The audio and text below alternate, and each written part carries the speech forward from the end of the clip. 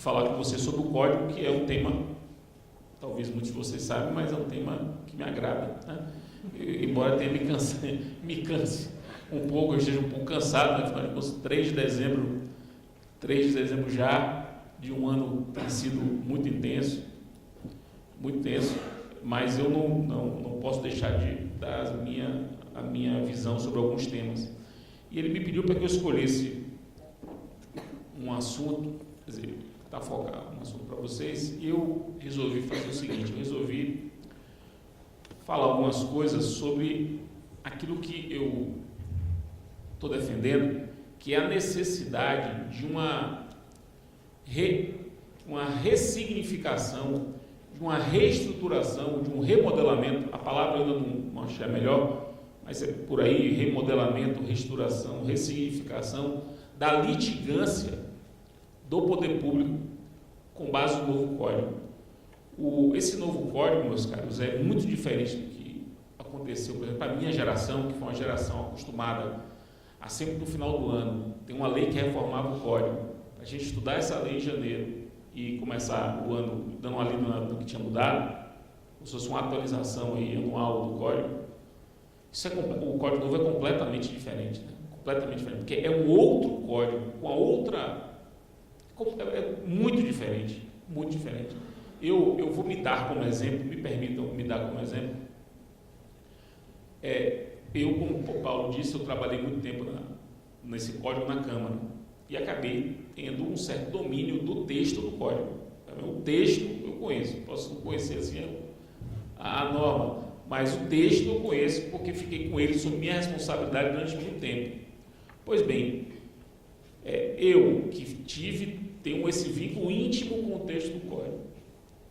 Eu não consigo, até hoje, publicar meu livro de recursos, porque é o livro que eu tenho pronto, eu só estava atualizando, não consigo, não há como. E não é porque eu sou preguiçoso, porque eu sou baiano, enfim, não vou escrever, estou com preguiça de escrever. Não, eu escrevo todo dia, no avião agora vim escrevendo, ontem de noite escrevi, todo dia, eu não consigo terminar porque é muita mudança. Exige eu tenho que ficar pensando o impacto, um instituto que sabe que não ia dar em nada. Eu vi o Ronaldo comentando aqui, porque a gente tem que aprender a votar agora, não é votar só conclusão, tem que votar fundamento determinante. No sistema de precedente você não pode votar só conclusão, tem que votar fundamento determinante. Tudo bem, e é assim mesmo. Só que, curiosamente, o mesmo texto normativo do Código 73 permanece no Código de 2015, só que esse mesmo texto no sistema de precedente tem que ser simplesmente reconfigurado. Então, os impactos são impressionantes. E o que eu tenho percebido em muitos lugares onde eu vou? Um certo ablazer de todo mundo. Assim, chega carnaval início de fevereiro, aproveitar os 10 dias de carnaval, o Bahia, né, 10 dias de Cristo, mas os 4 dias de carnaval, foi um ato falho. Oficializou, talvez tenha sido por isso, que agora oficializou, né? Para quem não se interessa, o período momesco de Salvador vai do sábado anterior ao carnaval até a quarta-feira de cinza. E aí também se aproveita em bola, já, né? Pega os outros 2 dias aí, já fica em 3 fins de semana em Salvador. Portanto, 14 dias, 15 dias, né? Muita gente assim, não, vou estudar no carnaval, dou uma olhada, no meados de março começa a VG, eu já dominei tudo. Ou quando muito, o cara chega assim, já aprendi, já soube que agora os recursos são em 15 dias, menos os embarques, e o prazo só 50 dia útil. Pronto, o resto, estamos juntos. Quer dizer, esse tipo de comportamento me assusta muito, além de me comover, em certo sentido, né? Eu sei que isso não acontece aqui, porque vocês são um tipo de profissional que passaram já o ano todo preocupados com isso, já estão estudando e, sobretudo, a Procuradoria da Fazenda Nacional, e eu preciso fazer esse registro, é a primeira vez que eu falo para vocês tiveram uma participação muito efetiva no código, né? Muito efetiva. Foi montado um grupo de trabalho que eu chamava, né? Não é oficial, mas era o meu modo de se dirigir. o grupo do Poder Executivo Federal, que era um grupo formado pela Secretaria de Direitos Humanos, Casa Civil, Relações Internacionais, Ministério da Justiça, PFN e AGU. Cada um tinha uns 3 ou 4 membros, um grupo grande e um grupo de uma qualidade impressionante, né? Desde a primeira vez que eu tive, selecionar realmente pessoas muito gabaritadas e que fizeram excelentes contribuições. Eu não estou falando aqui assim, da boca para fora, porque isso é facilmente constatável. Você sabe as sugestões que fizeram e sabe que estão no código muita coisa. Boa parte das sugestões que vieram desse chamado grupo, que eu chamava de grupo do Executivo Federal, foi incorporado. Então, vocês já estão acompanhando o processo legislativo e já estão vendo a importância disso. Mas, de um modo geral, assim, pelo menos eu tenho percebido, ainda há um ablazer muito forte, muito forte. Embora que as palestras que eu pude ver aqui, no final de Paulo, mas tanto de Ronaldo como a fala de Juliana, ambas as falas me mostraram, me revelaram como de março para cá as coisas mudaram. Não sei se Paulo tem essa visão, mas assim, o conhecimento da legislação, já a maturidade sobre a legislação avançou demais. Hoje a gente fala sobre temas com uma facilidade que a gente não falava em março. Então, esse ano de vacácio é um ano que eu posso avalizar, funcionou como vacácio. A vacácio de 2 papéis, né? Informar e tentar fazer as pessoas estudarem, e o papel de, se for o caso, mudar. No período da vacácia, se eu perceber que tem uma coisa acontecendo de errado. Eu acho que vão acontecer as duas coisas. Já está acontecendo um aprimoramento evidente do repertório dos operadores, que já estão lidando com o código com muito mais tranquilidade, inclusive os juízes, que começaram em março me ofendendo pessoalmente. Já fui ofendido pessoalmente, dando aula para juízes, e eu não estou fazendo metáfora, e terminando o ano de forma muito tranquila. Já estão assim, mais senhores do texto e com mais tranquilidade, sem tanto medo. E você sabe, já estão acompanhando também, deve ser, se bem que depois do que aconteceu, não sabe não o que vai acontecer, né? Mas tudo indica que até o dia 16 de dezembro seja votado no Senado o PL que muda um pouco os 13 artigos do Código, que é a parte dos recursos especiais extraordinários. Tudo indica que vai ser votado de forma mais ou menos tranquila. Então o Código vai ser mudado. E é do jogo que se muda na vacácio, eu acho do jogo, eu não fico chateado com isso, e acho também que houve um aprimoramento. Então, o que eu resolvi fazer? Eu quero destacar 4 pontos. 4 poderia ser muito mais, mas para dar tempo aqui, até se for o caso de ter algum tipo de debate, eu vou destacar 4 pontos que eu acho que impactam muito claramente na reconfiguração da litigância do poder público, que é um litigante habitual, todos sabem disso. Como litigante habitual, tem de traçar estratégias de litigância habitual. Um litigante habitual traça estratégias do dia que vai litigar. Como vocês litigam todo dia e litigam muito, volume absurdamente alto, vocês terão de traçar estratégias de litigância serial. Então, eu vou destacar 4 pontos. Primeiro ponto é o seguinte: esse código ele prevê um processo muito mais caro. O processo é muito mais caro, sobretudo para quem é litigante habitual, sobretudo para quem não pode pedir justiça gratuita. Se não me engano, a PFN não pode pedir justiça gratuita. Então, ela pode até não ter que antecipar custos, mas se perder, vai pagar honorários. Isso, no código, para o código novo, ele é extremamente rigoroso e torna o processo caro. Cada etapa do processo encarece mais. Você tem honorários recursais, o que é uma novidade. Novidade técnica, que inclusive faz com que agora o sujeito recorra e a sua situação piore. Porque até então era um dogma, né? Você não podia recorrer e piorar. você pode recorrer e piorar a situação. Isso para um litigante habitual é perigosíssimo, perigosíssimo, porque uma coisa é você recorrer num processo de João e perder, vai pagar X reais a mais. Outra coisa é você recorrer no processo de X vezes 800, X vezes 3.000. É 3.000 vezes aquilo a mais que vocês vão pagar. É 4.000 vezes aquilo a mais que vão pagar. Isso é um impacto impressionante. Então, é claro que a decisão sobre recorrer ou não recorrer em determinadas situações passa a ser uma decisão relevantíssima.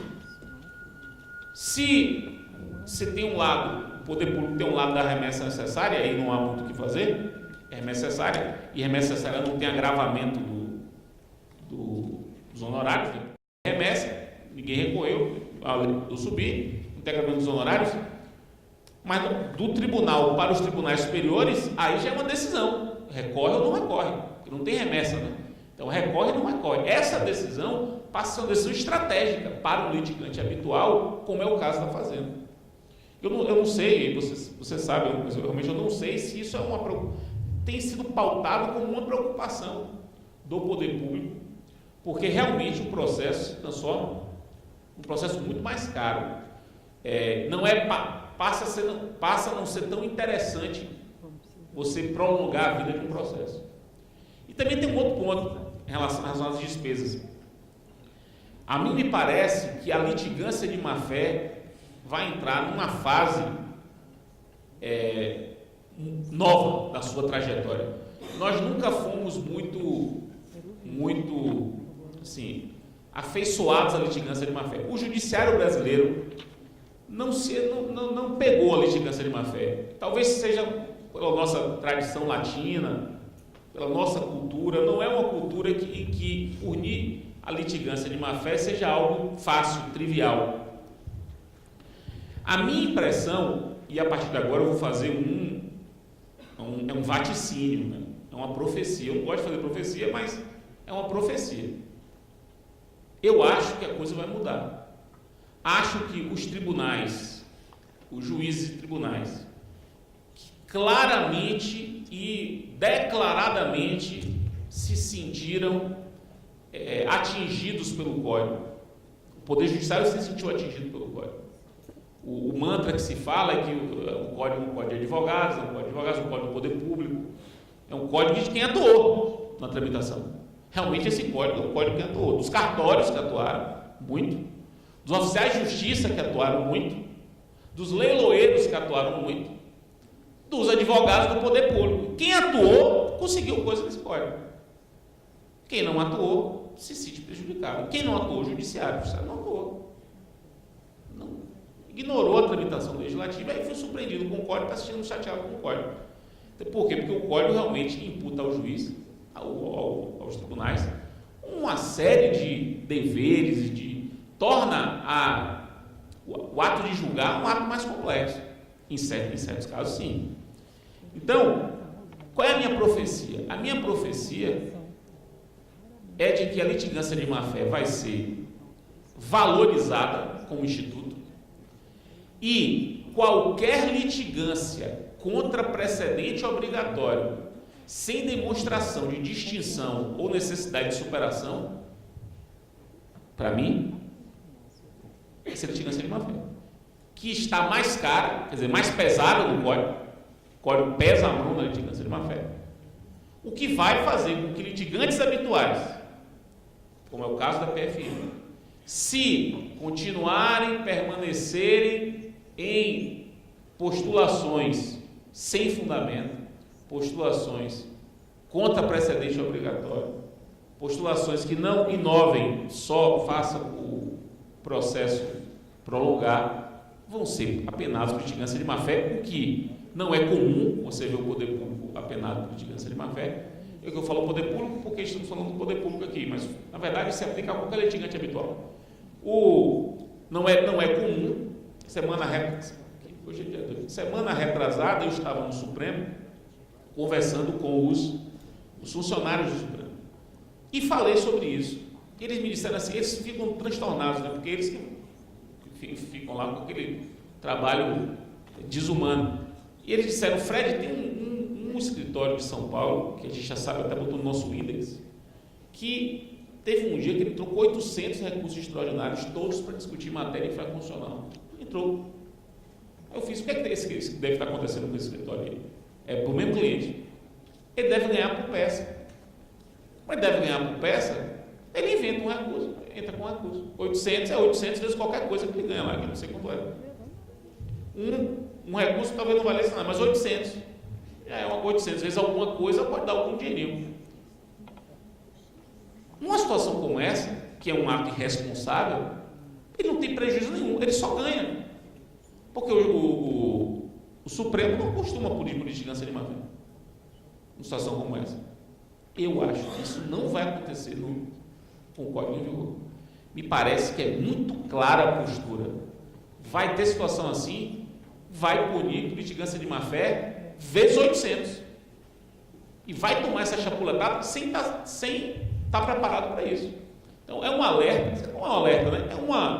É uma impressão que eu tenho de que é preciso ver o custo do processo também por essa perspectiva da litigância de má-fé, que vem com força. O meu modo de ver, pode ser que eu esteja errado, mas no meu modo de ver, vem com força. Então, esse é o primeiro ponto. O segundo ponto que eu gostaria de destacar, eu não sei se isso para a PFN, ela será tão impactante. Aí vocês vão me dizer mais do que eu. Certamente para o poder público vai ser. Agora, se especificamente para a PFN vai ser, é uma coisa para a gente refletir. Que é a questão da estabilização da tutela antecipada. A estabilização da tutela antecipada está no artigo 304 do Código. Não sei se vai colocar aí, mas o 304 esse instituto da estabilização é um dos mais complexos do novo Código. Porque é um instituto que vai começar a viger em março, sobre o qual não há doutrina. Então, vai ser um terror, assim, a princípio, né? Você não tem doutrina. Então, já dá uma insegurança. O que já se escreveu sobre o assunto neste ano é muito pouco. Pouca gente escreveu. Então, claro que tem gente que escreveu. Eu mesmo escrevi. Mas pouco. Não tem um volume que gere uma certa tranquilidade doutrinária para o negócio começar a vigir a partir de meados de março. E ele tem um impacto, esse instituto, assim, evidente na advocacia pública, porque vocês são litigantes habituais. O que é a estabilização? Se o sujeito, o autor, pede uma tutela provisória satisfativa, de urgência, pede uma tutela provisória satisfativa de urgência, obtém a decisão e o réu não recorre, não agrava no caso, a decisão se estabiliza, ou para ser mais preciso, os efeitos da decisão, na minha visão, os efeitos da decisão se estabilizam e o processo termina. Perceba, meus caros, o processo termina. Não agravou, caiu, acabou o processo. Acabou, não vai ter que fazer mais nada. Teve uma liminar, não agravou, o processo termina. O processo é encerrado sem decisão de mérito, não houve julgamento. Mas o processo é encerrado, mas aquela liminar continua produzindo efeitos. E durante 2 anos, se nem autor, nem réu pleitearem a revisão da decisão, a anulação da decisão, a reforma da decisão, se autor nem réu ficarem 2 anos sem pleitear, aquela decisão, ou melhor, os efeitos daquela decisão se perpetuam. Isso não é coisa julgada, porque você não teve nada julgado aí. Perceba que nada foi julgado. Não teve julgamento. Na verdade, nem pedido de tutela final teve ainda. Agora, os efeitos daquela decisão se estabilizam. Então, um exemplo de poder público, embora não seja com vocês. Fornecimento de medicamento. Mandou entregar o medicamento. o poder público não agrava, termina o processo e o medicamento fica tendo que ser entregue. 2 anos para rever, para poder pedir, simplesmente, nesses 2 anos você pode pedir um desarquivamento, é como se fosse um desarquivamento. Desarquive aí, agora vamos discutir esse negócio. Eu quero a coisa julgada. 2 anos. Depois, estabiliza a concessão do remédio. Vai tirar o nome da Serasa, liminar para tirar o nome da Serasa. Tirou o nome da Serasa, não agravou, extingue o processo, o nome fica fora da Serasa. Isso não quer dizer que o sujeito não devia, isso não quer dizer que o sujeito tinha direito de ser indenizado, nada disso. Só o nome na Serasa não vai poder voltar por conta daquela dívida. Então, é um instituto do qual eu particularmente gosto. Eu acho institutos de simplificação. Isso acontece muito de não haver se a liminar for só aquela ali que deu, por exemplo, só uma liminar. Se for só isso aí, não vale a pena discutir. Fica com essa liminar, o processo se extingue, não vai ter coisa julgada, eu tenho 2 anos para pensar. E qual é a grande utilidade disso? É econômica, do meu modo de ver, é econômico. Por quê? Porque se o réu deixa estabilizar, então não agrava, o processo é extinto e não haverá, ou melhor, haverá condenação em honorários de advogado para o autor, só que pela metade. Não nos 10% que agora é o piso, mas pela metade, 5%. Por quê? Porque eu particularmente defendo que se aplica a esse caso o regulamento da monitória, que é um instituto semelhante, né? Monitória é um instituto semelhante, e no regulamento da monitória, aplicado por analogia aqui, você só paga 5% de honorários.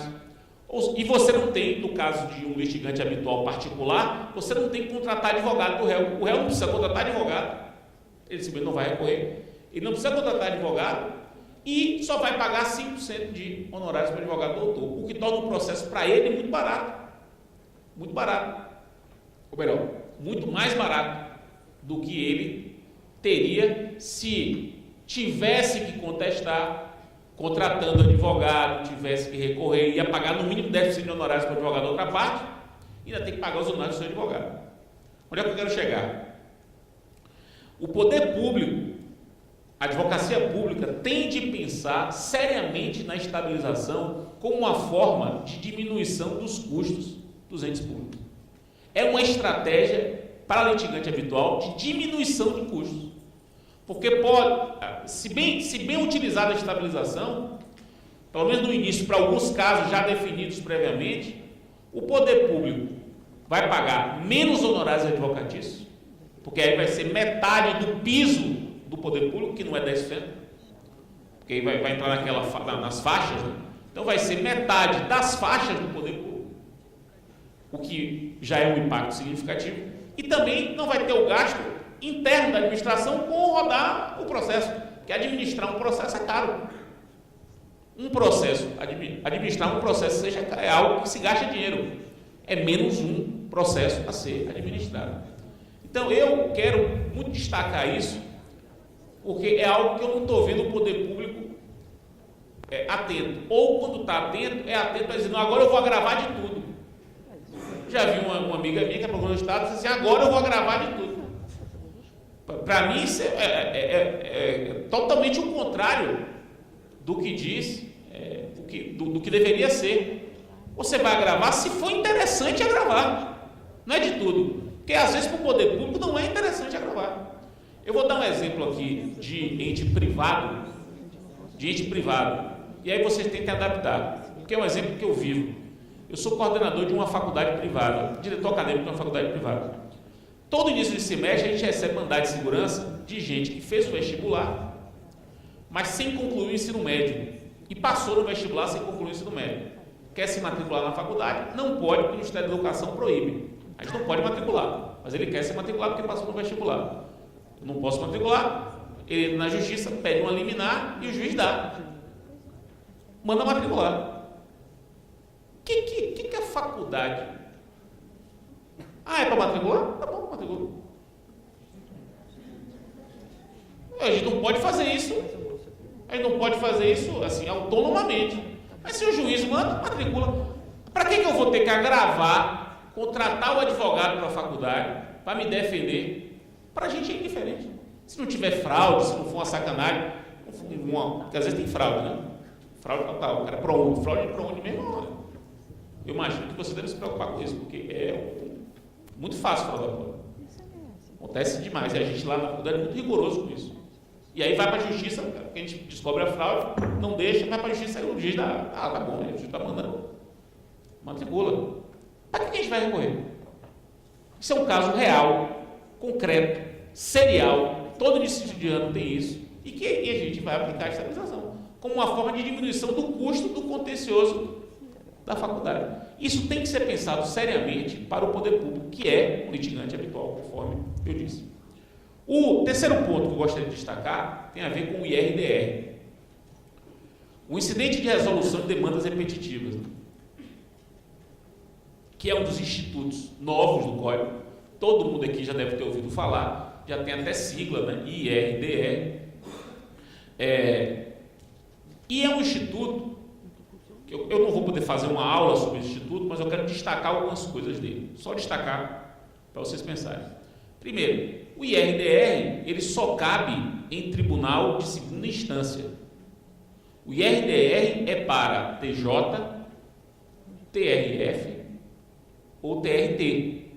E também há quem fale TRE, embora vai ter que se pensar que é uma situação de causas repetitivas no âmbito eleitoral, mas poderia também se aplicar ao TRE. Poderia, não há problema. Mas desde que você pense que o IRDR é para tribunais de segunda instância. Primeiro ponto. Segundo ponto, o IRDR, assim como os recursos repetitivos no âmbito dos tribunais superiores, os dois, eles são espécies de um gênero. São espécies de um gênero. O gênero se chama julgamento de casos repetitivos. Tem que colocar o 928 para a gente? Perceba que o 928, que é um dispositivo que eu reputo muito importante pela potencialidade dele, embora ele não pareça tão importante. Perceba que o 928, ele cria um gênero. Para os fins deste código, considera-se julgamento de casos repetitivos, gênero, o IRDR, inciso 1, e os recursos repetitivos, inciso 2. Ao criar esse gênero, do qual também é espécie os recursos de revista repetitivos, não estão aqui, mas estão lá na CLT, também é uma espécie desse gênero. Ao criar esse gênero, a meu ver, o código cria um microsistema de gestão e julgamento de casos repetitivos. Um microsistema de gestão e julgamento de casos repetitivos. E o que eu entendo como microsistema de gestão e julgamento de casos repetitivos? Repare que eu estou falando gestão e julgamento. Porque não é só julgamento, é gestão e julgamento. Há um aspecto claramente administrativo nisso, operacional.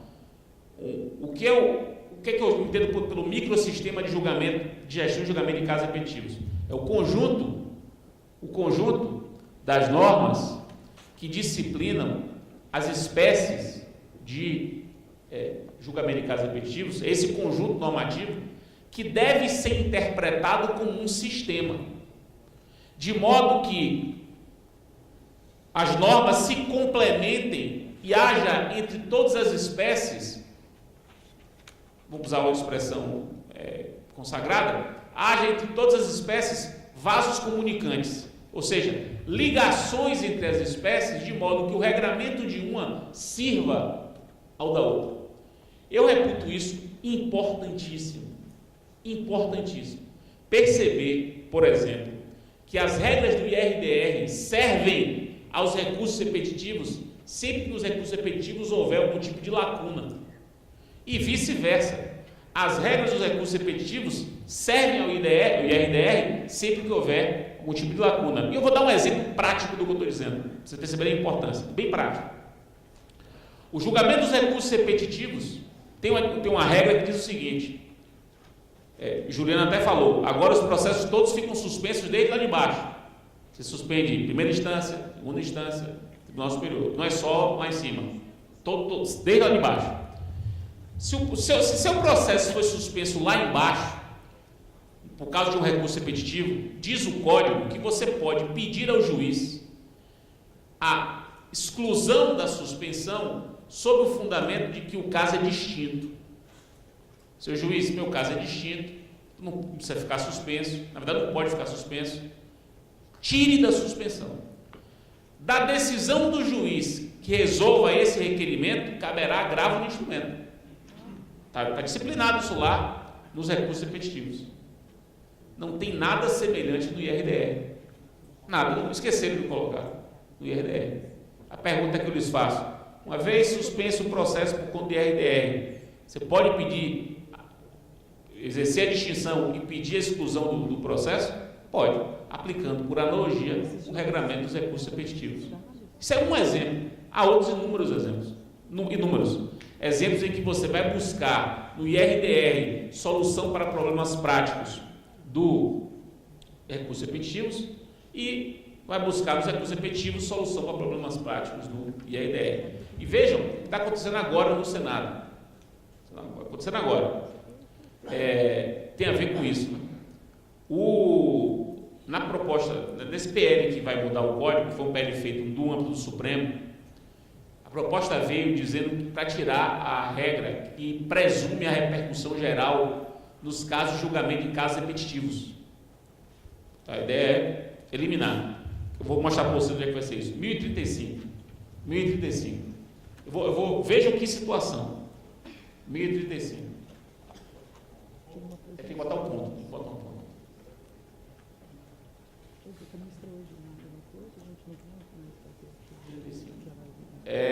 Parágrafo 3º. Perceba ali, ó, o parágrafo 3º, ele prevê 3 casos de presunção absoluta de repercussão geral. 3 casos. A ideia, o PL, que já examinou, vai ver que revoga o inciso 2. Revoga o inciso 2.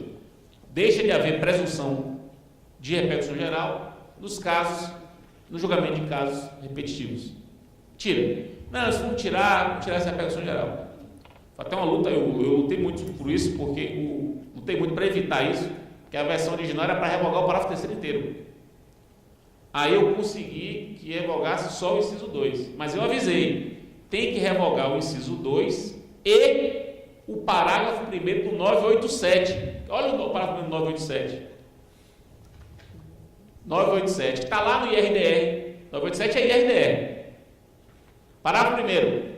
O recurso tem efeito suspensivo presumindo-se a repercussão geral. Perceba que a presunção da repercussão geral estava prevista em 2 lugares. Em 2 lugares. Eles tiraram lá, eu avisei que tinha que tirar aqui no parágrafo 1º também, não tiraram. O que é que vai adiantar? Nada. Porque as pessoas não estão percebendo isso. Há entre os regimes dos repetitivos e do IRDR um sistema de normas que se comunicam, um sistema de gestão e julgamento em casos repetitivos. E a terceira coisa que eu quero falar sobre IRDR é a seguinte, rapidinho, Paulo, é aqui de Brasília, deve ser o centro de Brasília. A terceira coisa que eu quero falar é o seguinte, olha só, aqui é a minha visão, que é polêmica, mas já quero deixar registrado. Para mim, o texto do código é claro, no sentido de que, no IRDR, o tribunal escolhe uma causa, ou mais de uma causa, e esta causa será julgada, além de se fixar a tese. No IRDR, o tribunal vai fixar a tese, a partir de um caso que foi escolhido. Essa tese vai valer para o futuro e para os processos pendentes, mas ele julga o caso que foi escolhido. Exatamente como se faz hoje nos repetitivos. Exatamente como se faz hoje nos repetitivos. E por que eu estou dizendo isso? Porque tem muita gente dizendo aí que no IRDR o tribunal só fixa a tese e não julga o caso. Muita gente dizendo isso. Eu acho que isso, inclusive, é contra texto expresso do código. Tem como você subir um pouquinho, eu acho que é o 982. 982, é porque eu não decorei o número dele. Mas se você subir um pouquinho, Está na barra de rolamento, mesmo motivo. Admitir o incidente do relator. 982, bota um ponto depois do... Processo. Não, 982 não. Espera aí. Poderá requerer. Será que é o 983? Desça um pouquinho. Mais um pouquinho. Mais um pouquinho. Mais. Então lá em cima. Eu não decorei os números ainda. Então suba um pouquinho. Já acha que é rápido. Já rápido. 981. Veja o 981. Não é 981. Mais um pouquinho. Ali, é o 978, parágrafo único. Veja o que diz o 978, parágrafo único. 978, parágrafo único. O órgão colegiado, incumbido de julgar o incidente e de fixar a tese jurídica, julgará igualmente o recurso, a remessa necessária ou o processo de competência originária do tribunal. Isso me parece evidente, que ele tem de julgar o caso e fixar a tese. Tem gente dizendo que não, que ele pode só... que ele só vai fixar a tese sem julgar o caso. Eu quero deixar isso claro, até porque, para mim, eu só acredito num sistema brasileiro de precedentes racional se os precedentes surgem de casos. Veja o que a Juliana falou, que é um negócio muito sério e grave. Ela disse, quantas vezes a discussão começa a partir de um caso e termina com outra coisa. Porque aí começa para resolver um caso e termina legislando. Meus caros, eu sou totalmente... Eu não discuto que precedente é norma, que é eficácia normativa, que há criatividade na jurisdição. Eu não discuto isso e eu sempre pensei nisso, falo isso desde sempre. Isso para mim não é nem novidade. Agora, a jurisdição, ela só pode reconstruir a norma a partir de um caso. Essa que é a diferença da jurisdição para a legislação. O legislador, ele pode construir projetos normativos independente de casos. Ele especula, legisla. O julgador não. Ele só pode construir projetos normativos, como o precedente a partir de casos. Então, todo precedente, formalmente, todo precedente obrigatório, construído a partir de RDR, nasce de um caso. É aquele caso, com aquelas peculiaridades, que vai ser examinado e dele se vai extrair uma tese jurídica aplicável a casos outros semelhantes. Agora no TRT, estava discutindo com os desembargadores do trabalho, estávamos dizendo o seguinte, estávamos lá para fixar uma tese, uma uniformização de jurisprudência, e a tese envolvia contratação de trabalhador por município, sem concurso público. Havia centenas de processos discutindo isso, era esse o problema. Aí o desembargador fez assim, já que estamos discutindo isso, vamos discutir a questão dos ex-funcionário anterior a 88, FGTS. Não pode. Porque aí você está legislando, você está decidindo, você está fixando precedentes sem caso. Não pode, isso para mim é muito sério. Eu suponho que aconteça. Porque aí é a vontade de legislar. Aí é extrapolar. Aí eu concordo totalmente com as críticas de quem acha que é inconstitucional. Se aplicado assim, é inconstitucional. Se compreendido que o tribunal pode pegar um caso e usar o caso como pretexto para legislar, aí não dá. Por isso que eu sou totalmente contrário à revogação de um dispositivo que está no artigo, no código, que o Supremo quer revogar na SPL, que é o dispositivo que diz assim, nos recursos repetitivos, o Supremo e o STJ não podem julgar além da tese que foi afetada. Você vai afetar essa tese e vão ter que julgar aquela tese. Tem um dispositivo no código dizendo isso. Se não me engano é o 1037. 1037. Vou mostrar para vocês. 1037. Mais uma. Eu vejo o parágrafo 2º. É vedada ao órgão colegiado decidir, para fins do 1040, questão não delimitada na decisão de afetação. Eles estão querendo revogar isso aqui. Sou totalmente contrário, porque isso aqui é que para mim, torna legítimo o sistema de precedentes no Brasil. Por incrível que pareça, dispositivo despretensioso, mas ele está relacionado a um sistema em que se reconhece a jurisdição, a capacidade de fazer um projeto normativo para casos futuros a partir de um caso concreto. Pois bem, para terminar minha exposição, o quarto ponto, que eu disse que ia falar 4 pontos, né? O quarto ponto que eu deixei por último, talvez seja o mais polêmico, parece que ninguém falou sobre isso aqui, que é o problema da autocomposição. Esse código é um código que tem diversos pilares. Já se falou aqui nos casos repetitivos, precedentes. Um dos pilares desse código, pilar já apresentado no parágrafo 2º do artigo 3º do código, está lá no artigo 3º do código, embaixo do caput, que fala da inafastabilidade da jurisdição, para deixar isso bem claro. O parágrafo 2º do artigo 3º diz que é prioritária a solução por autocomposição. A solução consensual, ela é prioritária. O Estado promoverá, sempre que possível, a solução consensual dos conflitos. Isso está abaixo do caput que fala de jurisdição, que é inafastável. Então, a jurisdição é inafastável, mas a prioridade é a solução por autocomposição, solução consensual.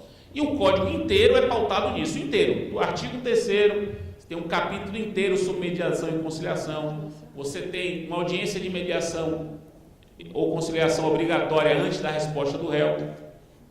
Então, você tem estímulos à autocomposição, inclusive estímulos financeiros à autocomposição. Então, o código foi pautado nisso. E não foi por acaso, meus caros, não foi por acaso. Isso não foi tirado da cartola. A autocomposição como política pública, ela vem no Brasil sendo implementada, se vocês perceberem bem, há uns 20 anos, no mínimo. Porque, pensem comigo, Lei de Juizados Especiais, é de 1995. Na Lei de Juizados Especiais de 95, você fala, pela primeira vez na nossa história, em autocomposição penal. Transação penal e suspensão condicional do processo. Até o processo penal, que até então era visto como completamente contrário a manifestações de vontade, tem negociação. Aí pula 20 anos, de lá para cá nós temos acordo de leniência, nós temos colaboração premiada, nós temos a resolução 125 do CNJ, nós temos o CPC, nós temos a lei 13.140, que é uma lei que disciplina, que tem um pedaço, artigos 32 a 40, são 9 artigos, só para tratar da autocomposição envolvendo o poder público. Você tem agora uma lei que nasceu com 2 propósitos: regular a mediação e a autocomposição envolvendo o poder público. A autocomposição, meus caros, é uma realidade inevitável que vai transformar a litigância no Brasil, inclusive a litigância pública. Porque não bastasse o código em si já seria o suficiente, mas o código, e logo depois a lei 13.140, isso para vocês isso tem de ser colocado como pauta. Os limites disso, até onde se pode ir, isso é um outro problema que vocês vão ter que decidir. Agora, que é um caminho inevitável, me parece claro. Além de ser, em muitos casos, ou quase sempre, um caminho muito mais barato, e em muitos casos, muito interessante do ponto de vista financeiro. Salvo engano, me corrija se eu estiver errado, mas há uns 3 anos foi celebrado um acordo na Câmara Administrativa de Conciliação que existe, né? Na presidência, aqui na AGU, não sei qual é o órgão que ela se vincula, é a AGU, né? Na Câmara de Conciliação Federal foi celebrado o acordo com o ex-senador Luiz Estevam, que vai pagar 500 milhões de reais ao poder público. 500 milhões de reais, 50 milhões por ano em 10 anos. Isso é espetacular. Para para pensar, isso é espetacular, foi celebrado administrativamente. O código prevê câmaras administrativas para a solução de conflitos por autocomposição. Conflitos não só do poder público com o cidadão, mas às vezes conflitos entre órgãos do próprio poder público. O código fala isso e a lei 13.140 repete isso. Só que a autocomposição, meus caros, vejam, ela tem duas dimensões. Essa primeira dimensão, que me parece a mais fácil de ser assimilada, é a dimensão do acordo quanto ao litígio. É uma dimensão de autocomposição. Vamos fazer uma autocomposição quanto ao litígio, que é uma autocomposição que todos conhecem, que agora é estimulada. Só que o código, além de estimular a autocomposição em relação ao litígio, o código estimula a autocomposição, que vamos chamar aqui, autocomposição processual. Vamos distinguir a autocomposição processual e a autocomposição material. O que seria essa autocomposição processual?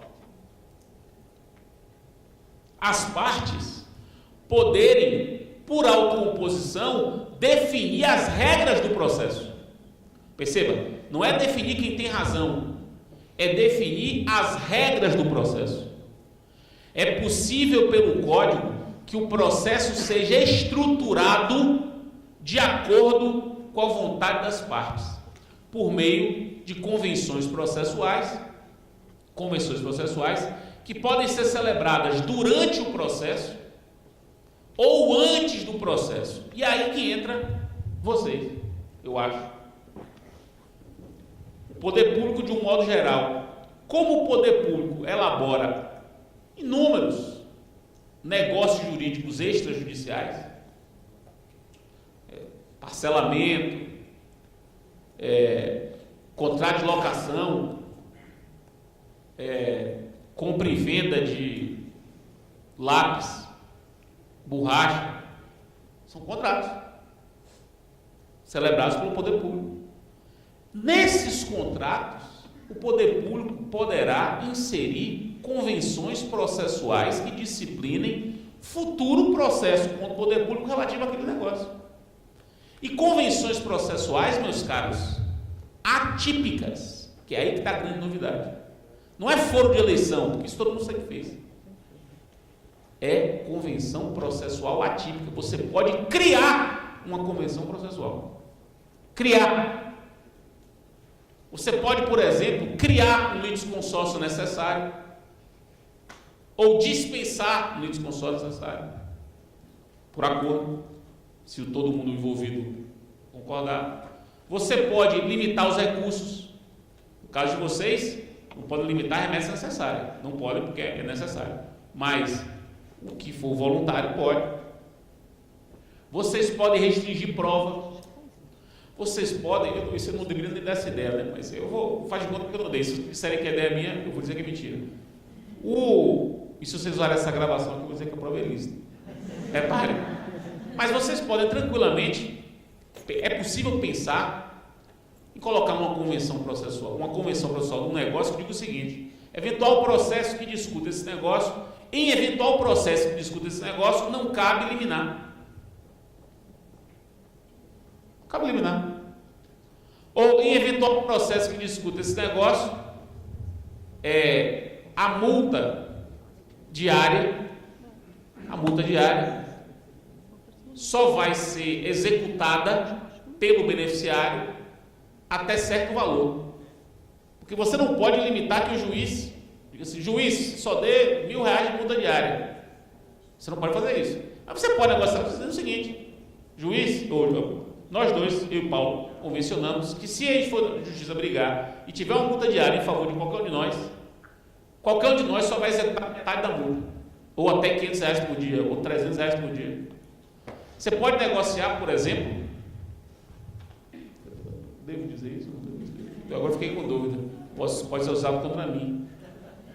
Mas você pode, por exemplo, num parcelamento, num acordo tributário, pode colocar um dispositivo que diz o seguinte: a eventual execução fiscal desse acordo descumprido só pode embargar se depositar em juízo o valor completo. Você pode fazer isso. Isso, se a outra parte concordar. Pode. É possível, sabe os problemas de execução fiscal que vocês querem resolver? Muitos podem ser resolvidos com negócio. Com litigantes, ou melhor, com contribuintes altos, assim, deve ter uma designação para isso, né? Grandes devedores, para grandes devedores, portanto, com quem o relacionamento é diário e institucional, é possível celebrar termos, convênios, convenções que vão disciplinar eventuais execuções fiscais contra ele. Eu não tenho dúvida nenhuma disso. Nenhuma.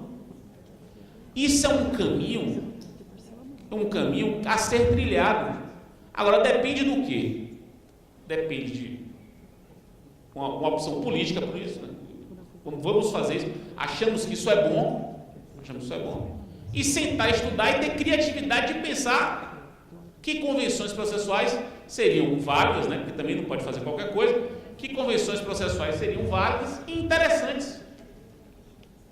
Eu acho isso inevitável. Acho, inclusive, que a convenção processual para o poder público vai ter uma utilidade tão grande, se não maior, do que para os entes particulares. Porque o poder público é um litigante habitual.